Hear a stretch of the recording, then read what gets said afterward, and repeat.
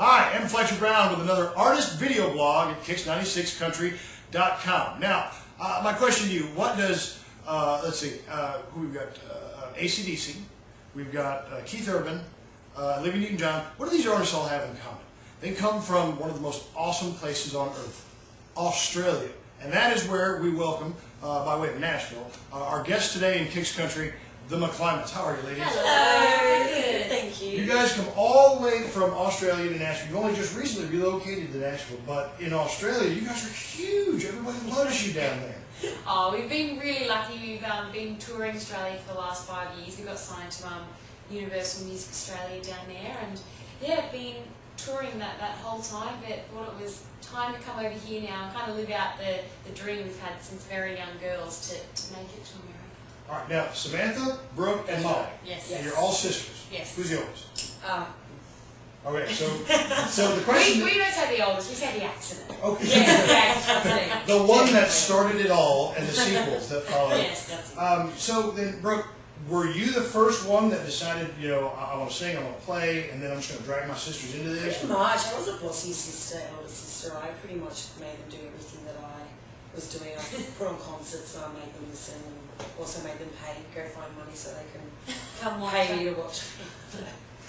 I'm sorry, but we used to sing all the time together, and I mean, music was a massive part of us growing up, and I don't know, it did start out with me singing, and the girls, we finally started doing group, singing together. We got really bored watching her at all the talent quests, and Mum would drag us along too, so instead of playing cards, Sam and I decided to get up, and then we just didn't stop.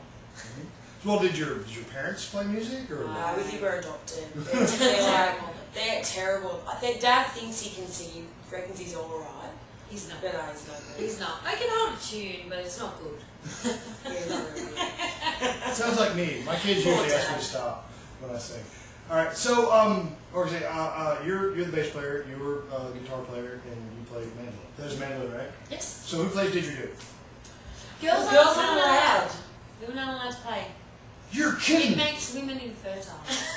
Apparently. No, that's There's a bit of Australian trivia for you. That's the tradition of the Aboriginal states. That totally blew the whole Australian joke. Because I've been waiting all day to say who plays the didgeridoo, only to find out. You can say it to a bloke or a guy. We're only allowed to play like the clap sticks. So see, now you've learned something. You come to Kicks96country.com, you learn valuable lessons in local culture. If you're a woman, don't go to Australia and pick up a didgeridoo. Unless you don't want babies. Go ahead. All right, now, so you guys are like, what, 4-time winners of Artist of the Year, the Australian CMAs? Group of the Year? Group of the Year, but you've had Album of the Year. Artist of the Year. Artist of the Year, however you want it. It's Australia, it's all good. Yeah, exactly. But you decided, you said, you know what, we've conquered Australia, the island is ours, but now let's go and let's take Nashville. When did you make that decision? What happened that made you say, it's time to come to the States? We've always wanted to. It was just timing. I mean, we were doing so much travelling. I mean, the first 2 years of being signed to Universal Music, we were a support act for the biggest country music star in Australia, and then we did our own tours. So it was kind of just timing that we were building up a fan base there and getting our music out to all the audiences, and then we realised that we felt comfortable if we were to go away from Australia for a while. We felt comfortable that our fans would be able to follow us wherever we went and would kind of support us along the way, and it kind of just made perfect sense to come over here now. And we made the move. We actually live in Nashville now and just immersing ourselves in the music culture there. I'll say, last year you toured with Jason Aldean. That's right. Yeah. What was that like? Amazing. First time on a bus. Yeah. It was pretty unreal. It was quite daunting. Like, I think he went from probably doing smaller venues to when we went on the tour to like 20,000 people a night. It's just. It was fun for us. I mean, we've never been on a tour that has catering, and the buses and the huge crews and the staging. So it just opened our eyes to what we could do over here, and what we hope to do, and just showed us what is out there and what happens over here, I guess. Well, how did you guys end up on stage with Ozzy Osbourne? No, I don't know. It's a weird spot. I don't know. I'm not complaining. I love Ozzy. Who doesn't love Ozzy? We did the Sturgis I think he's pretty scary. He is really scary. He bites things. Yeah, I know. Yes. We actually went to the Sturgis like 3 days, and we were staying in like a caravan and a trailer on site. So you would just hear the motorbikes revving at like 4 in the morning, naked women everywhere. And you're like, Make a note of that, Sturgis. Women everywhere. people over like, 40s and up were like getting it on in front of Loving it. everyone. Really? Make a note. Don't go to Sturgis. But it was an experience. I mean, we opened, what's her, she's Australian. She was after us, and then Aussie. Really? The guitarist from Michael Jackson. Orianne. Orianne. She was on the same. She was on the same night as well. She used to play for Michael Jackson. Yes. Yeah. So that was just a fun festival. Now, recently you were also you were with George Jones for the big 80th. birthday. Yeah. So, did you play with him or for him? No, or we did you actually just got to. Photo ops. Yeah. Just got to go along, and we didn't think we'd be able to meet. We just thought we'd be standing in the background and kind of watching on, and then we saw like Travis Tritt walking, and we're like, everyone was there, and it was just kind of nice. We were just sitting in the background, and then someone said, "Oh, would you like to meet, George Jones?" And we're like, "Yeah, hey, that'd be awesome." And we're like, "Do we call him Mr. Jones? What do we say?" Yes. Like, Happy birthday, mate. Well, okay. Let's talk about your music. Obviously, you know your way around country music. You know artists like Travis Tritt and George Jones.